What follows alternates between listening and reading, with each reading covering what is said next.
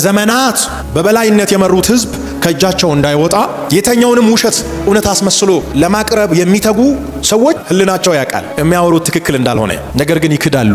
እየዋሹ ስልጣናቸውን፣ እየዋሹ ከፍታቸውን፣ እየዋሹ ስማቸውን ማስቀጠል የሚፈልጉ ሰዎች አሉ። እንደዚህ አይነት ሰዎች አንድ ቀን ይዋረዳሉ። ከጀርባ ያሉ ሰዎች ገንዘብ ከፍሎ ስማቸውን አስጠፍቶ እንዲባረሩ የተደረጉ ብዙ ሰዎች ደግነው ያደረጉት ውሸት የፈጸሙት ወንጀል እንዳይጋለጥ ራሳቸውን ለመሸፈን ነው፣ ለመቆየት ባለበት ፖዚሽን ላይ ለመቀጠል የውሸት ዜና አሰራጩ፣ ይከፈልላቸዋል።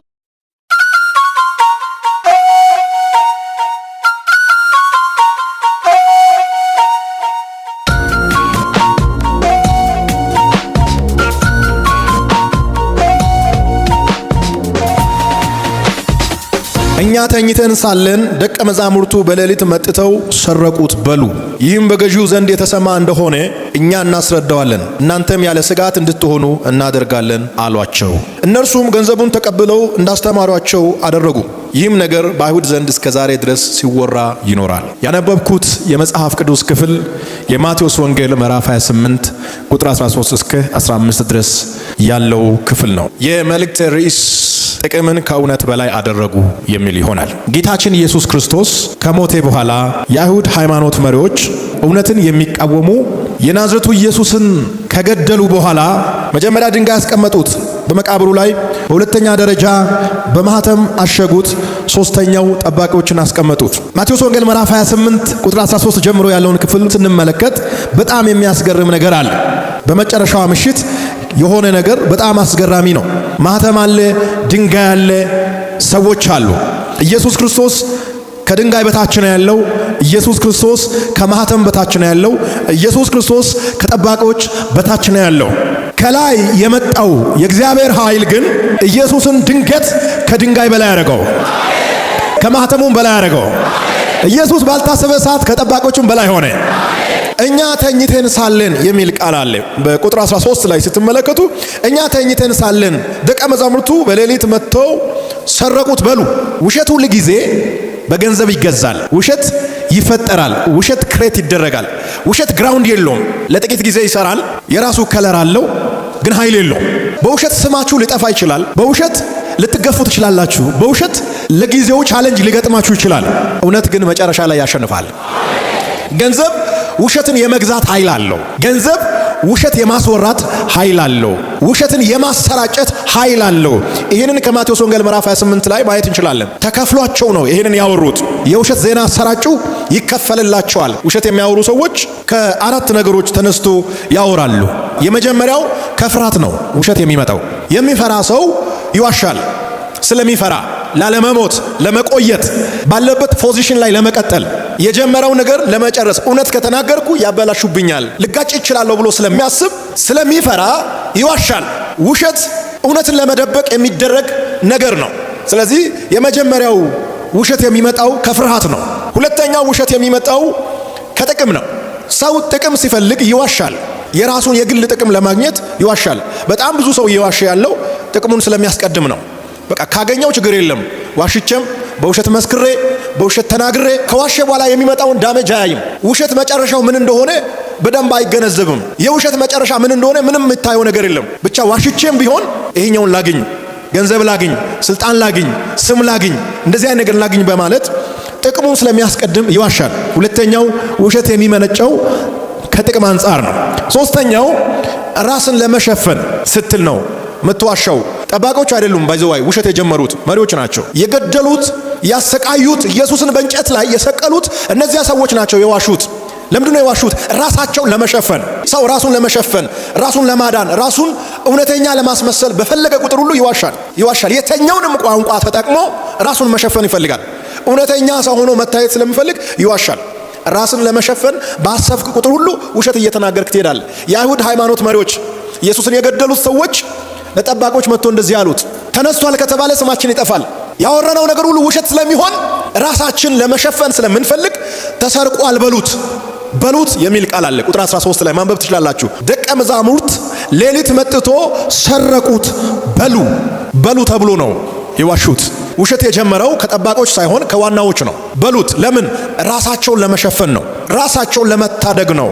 ያደረጉት ውሸት የፈጸሙት ወንጀል እንዳይጋለጥ ራሳቸውን ለመሸፈን ነው። ስለዚህ ሶስተኛው ውሸት የሚመነጨው ራስን ለመሸፈን በምታደርገው ጥረት ውስጥ ነው። በውሸት ውስጥ እየገባህ የምትሄደው ጥፋት ትፈጽማለህ። ጥፋት የሚፈጽሙ ሰዎች እየዋሹ ይሄዳሉ የፈጸሙትን ጥፋት ለመሸፈን። አራተኛው የልብ ድካም ነው። ደካማ ልብ፣ ለእግዚአብሔር ያልተገዛ ልብ፣ እግዚአብሔርን የማይፈራ ልብ፣ በሁኔታዎች የተጠላለፈ ልብ ያለው ሰው ይዋሻል። ውሸት ጊዜያዊ መጠጊያ ነው፣ እውነት ግን ዘላለማዊ መሰረት ነው። ከፍለህ የአንድ ሰውን ቢዝነስ ልታበላሽ ትችላለህ። ከፍለህ አንድ ሰውን ልታሳስረው ትችላለህ። 3 ምስክር ገዝተህ ወፍራም ገንዘብ ሰጥተህ ፍርድ ቤት በውሸት አስመስክረህ አንድ ሰውን ምናልባት 5 ዓመት 10 ዓመት ልታሳስረው ትችላለህ። ጊዜያዊ መጠጊያ ነው። እግዚአብሔርን መከተል፣ እውነትን መያዝ፣ ከእውነት ጋር መቆም ግን ዘላለማዊ መሰረት ነው። እስኪ አንድ ሰው አሜን በል። ውሸት ኃይል የለውም ያልኩ አይደለም። ውሸት ኃይል አለ። በውሸት የታሰሩ ሰዎች አሉ። በውሸት የተገፉ ሰዎች አሉ። በውሸት ስራ የለቀቁ ሰዎች አሉ። ከጀርባ ያሉ ሰዎች ገንዘብ ከፍሎ ስማቸውን አስጠፍቶ እንዲባረሩ የተደረጉ ብዙ ሰዎች አሉ። ያ ማለት ግን ይቀጥላል ማለት አይደለም። አንድ ቀን ነገሩ ይገለበጣል። ኢየሱስ በሚነሳበት ወቅት፣ መቃብሩ በሚከፈትበት፣ ድንጋዩ በሚንከባለልበት ጊዜ ውሸት ተኛ፣ እውነት ተነሳ። ምንድነው የሚለው ክፍሉ? እኛ ተኝተን ሳለን። ውሸት ሲተኛ እውነት ይነቃል። ውሸት ሲተኛ እውነት ይነሳል። ውሸት ሲቀመጥ እውነት ይራመዳል። ውሸት ይተኛል፣ እውነት ይነሳል። ውሸት ይሞታል፣ እውነት ይነሳል። ሃሌሉያ! ውሸት ሞተ፣ ኢየሱስ ተነሳ። ውሸት ተቀበረ፣ ኢየሱስ ከመቃብር ወጣ። ውሸት ተዋረደ፣ ኢየሱስ ከበረ። በሶስተኛው ቀን ጠዋት ውሸት ተኛ፣ ተረኛ ሆኖ እውነት ተነሳ። በሕይወታችሁ ላይ ተኝቶ የቆየ እውነት ይነሳል። በሕይወታችሁ ላይ ተዘግቶ የቆየ እውነት በሩ ይከፈታል። ተይዞ የቆየ እውነት ይለቀቃል። የተከለከለ እውነት ጥሶ ይወጣል። አሁን ተረኛው እውነት ነው። ኢየሱስ የተቀበረው አደባባይ ላይ፣ በአደባባይ ውሸት ተኛ፣ በአደባባይ እውነት ተነሳ። በአደባባይ ውሸት ተዋረደ፣ በአደባባይ እውነት በክብር ተነሳ። ውሸት እየወረደ ሄደ፣ እውነት ከፍ እያለ ሄደ። እውነትን ማየት ብቻ አያድንም፣ መቀበል ያስፈልጋል። ጠባቂዎች እውነትን አላዩ፣ አይተዋል። መሬት ሲንቀጠቀጥ አልሰሙ፣ ሰምተዋል፣ አይተዋል። አዩ እንጂ አልተቀበሉም። የመላእክትን መውረድ አላዩ፣ አይተዋል። አዩ እንጂ ለመቀበል ፈቃደኛ አልሆኑም። የድንጋዩን መነሳት አላዩ፣ አይተዋል። ይዩ እንጂ ለመቀበል ፈቃደኛ አልነበሩም። ስለዚህ እውነትን ማየት አያድንም፣ መቀበል ያስፈልጋል። ብዙ ሰው እውነትን ያያል፣ ለመቀበል ግን ይቸገራል። ከእውነት ጋር ተጋጭተህ አታሸንፍም። እውነት ኃይል አለው፣ እውነት ያሸንፋል። ድንጋዩ ሲንከባለል እያዩ ይሄ ጌታ ነው አላሉትም። ከውሸት ጋር ነው የቆሙት። ከፍተኛ የሆነ የመሬት መንቀጥቀጥ እያለ እውነትን ከመቀበል ይልቅ ማየትን ብቻ መረጡ። እውነት ነው አላሉትም። ይሄ የመሬት መንቀጥቀጥ የመጣው በኢየሱስ ምክንያት ነው አላሉትም። ድንጋዩ ሲንከባለል እያዩ ይሄ ጌታ ነው ብሎ ማመን አልቻሉም። ጌታ ነው ብሎ አልተቀበሉትም። መላእክቶች ወርዶ ሲመላለሱ እያዩ ሞትን አሸንፏል፣ ተነስቷል ብሎ አላወጁም። ተሰርቋል ነው ያሉት። ሰዎች እውነትን ማየት በቂ አይደለም። እውነትን ስላዩ ያምናሉ ማለት አይደለም። ይሄን እያዩ አያምኑ ብላ አትከራከር። ሰው ማመን ከፈለገ ያምናል፣ ማመን ካልፈለገ አያምንም። ማመን ያልፈለገውን ሰው ለማሳመን ጊዜህን አታጥፋ። እያየህ አላምንም ብሎ አንድ ሰው ከወሰነ አያምንም። ያንተ ስራ ምንድን ነው? መቀጠል ነው። ኢየሱስ ተነስቷል እያልክ መቀጠል ነው። እስኪ አንድ ሰው የኔ ስራ መቀጠል ነው ይበል። ማቴዎስ ወንጌል ምዕራፍ 28 ቁጥር 13 ጀምሮ ባለው ክፍል ውሸት ከውሸት ጋር ሲጣላ፣ ውሸት ከእውነት ጋር አይደለም፣ ውሸት ከውሸት ጋር፣ ውሸት ከራሱ ጋር ሲጣላ፣ እኛ ተኝተን ሳለን ይላሉ። ቁጥር 13 ላይ እኛ ተኝተን ሳለን ካሉ በኋላ ሌሊት ደቀ መዛሙርቱ መጥቶ ሰረቁት ይላሉ። ከተኙ እንዴት አዩ? ብርድ ልብስ ውስጥ ነበርን እያሉ የወሰደውንም ሰው ያውቃሉ። ተኝተን አለኛ በቃ ጦሽ ብለን ተኝተን ነበርን። ግን የወሰዱት እነሱ ናቸው። ይታያቸዋል። አይን ጨፍነው እንዲህ እያሉ ያያሉ። ውሸት ከውሸት ጋር ሲጣላ እኛ ተኝተን ሳለን ደቀ መዛሙርቱ ሌሊት መጥቶ ሰረቁት። ተኝተዋሉ፣ እያዩ ነው። እንደዚህ አይነት ውሸት አለ እናንተ ሰፈር? ከ2018 ዓመት በፊት እንደዚህ አይነት ውሸት ነበር። በጣም ዘመናዊ ውሸት ነው። ውሸት መፍጠር ስለሆነ ቀላል ነው። እውነት ነው የሚከብደው እንጂ ውሸት መፍጠር ነው። የፈለግከውን አይነት ውሸት መፍጠር ትችላለህ። ደግሞ ሰዎች እውነትን ለማመን ጊዜ ይወስድባቸዋል፣ ውሸትን ግን ቶሎ ያምናሉ። እውነት ዘፍጥረት ላይ ያወራው ዮሐንስ ራእይ ላይ ያጸናል። ውሸት ግን በየቦታው ይጋጫል። ጠባቆች ገንዘብ ስለተቀበሉ ውሸትን ለመሸፈን ተስማሙ፣ ተገደዱ። ገንዘብ ያስገድዳል፣ ገንዘብ ያስገድዳል። ስንት ሰው መሰለ ገንዘብ እንደዚህ አድርጎ የቀየረው? ገንዘብ እውነትን የመደበቅ ኃይል አለው። ለጥቂት ጊዜ ገንዘብ ያለው ሰው ለጊዜው ሊያስጨንቅ ይችላል። የፈለገውን ባንተ ላይ ሊያደርግ ይችላል። ገንዘብ ስላለው ብቻ ያንተን እውነት ሊያጣምም ይችላል። ሊያሸንፍ ግን አይችልም። መጨረሻ ላይ የምታሸንፈው አንተ ነህ። መጨረሻ ላይ የምታሸንፈው አንተ ነህ። ለምን? እውነት ሁል ጊዜ መጨረሻ ላይ ያሸንፋል። በሶስተኛው ቀን ነው ኢየሱስ ያሸነፈው። አይሁድ መሪዎች ውሸትን የመረጡበት ምክንያት ስልጣናቸውን ለማስቀጠል ነው። ሁለተኛው ህዝቡ እንዳይጠፋ ነው። ኢየሱስ ተነስቷል የሚለው ዜና እውነት ሆኖ ከተገኘ በስልጣን አይቀጥሉም። ሁለተኛው ህዝቡ ከነሱ እጅ ወጥቶ በነ ጴጥሮስ እጅ ይገባል። የአዲሱ ሃይማኖት ተከታይ ይሆናል ሙሉ በሙሉ። ስለዚህ ማድረግ የነበረባቸው ውሸትን መምረጥ አለባቸው። ውሸትን መረጡ። ስልጣናቸው እንዳይጠፋ፣ ህዝቡ ከእጃቸው እንዳይወጣ። የሚታየውን እውነት እያጣመሙ በስልጣን ላይ ለመቆየት ጥረት የሚያደርጉ ሰዎች አሉ። በእኛም ዘመን ለዘመናት በበላይነት የመሩት ህዝብ ከእጃቸው እንዳይወጣ የተኛውንም ውሸት እውነት አስመስሎ ለማቅረብ የሚተጉ ሰዎች በእኛም ዘመን አሉ። ህልናቸው ያውቃል የሚያወሩት ትክክል እንዳልሆነ፣ ነገር ግን ይክዳሉ። እየዋሹ ስልጣናቸውን፣ እየዋሹ ከፍታቸውን፣ እየዋሹ ስማቸውን ማስቀጠል የሚፈልጉ ሰዎች አሉ። እንደዚህ አይነት ሰዎች አንድ ቀን ይዋረዳሉ። ውሸት እያለ ኢየሱስ ተነሳ። ውሸት እያለ መቃብር ተከፈተ። ውሸት እያለ ኢየሱስ ወጣ። ውሸት እያለ እውነት ይቀጥላል። ውሸት እያለ እውነት ያሸንፋል። ውሸት እያለ እውነት ይወርሳል። የእግዚአብሔርን ስራ ማንም ሊከለክለው አይችልም። በደንብ ስሙኝ። እውነት ዋጋ ያስከፍላል። እውነት እስከ ሞት ድረስ የምትቆመው ጉዳይ ነው። ለእውነት ቆሜ ተሰድቤያለሁ፣ ለእውነት ቆሜ ተመትቻለሁ፣ ለእውነት ቆሜ ታስሬያለሁ የምትሉ ሰዎች አላለቀም። ለእውነት ቆሜ ትሞታለህ፣ በኋላ ግን ትነሳለህ። ይሄ ወር የትንሣኤ ወር ነው። በትንሣኤ አዋጅ አውጃል። በኢየሱስ ክርስቶስም ትነሳላችሁ። ነገራችሁ ይነሳል። ስራችሁ ይነሳል። አገልግሎታችሁ ይነሳል። ህልማችሁ ይነሳል። የሰራችሁት ነገር በሙሉ ይነሳል። ይነሳል ይበል አንድ ሰው። ድገሙልኝ። ይነሳል። ከዚህ በላይ አንድ እውነት የሆነ ነገር ስትናገር ሰዎች ወዲያውኑ አይቀበሉም። 10 ሰው ጋር ይደውላሉ። እውነት ነው ይሄ ነገር ይላሉ፣ ለማጣራት ይፈልጋሉ። ውሸት ሲነገር ግን ማንም ጋር አይደውሉም፣ ወዲያውኑ ያምናሉ። ምንም አይነት ምርመራ ሳያደርጉ ሰዎች ውሸትን ያምናሉ። እውነት ግን ጊዜ ይፈጃል። እውነት ይዘህ ኋላኛ ልትባል ትችላለህ። እውነት ይዘህ ልትደበቅ ትችላለህ። እውነት ይዘህ ልትረሳም ትችላለህ። አንድ ቀን ግን ያንተ ስም በአደባባይ በክብር ይጠራል።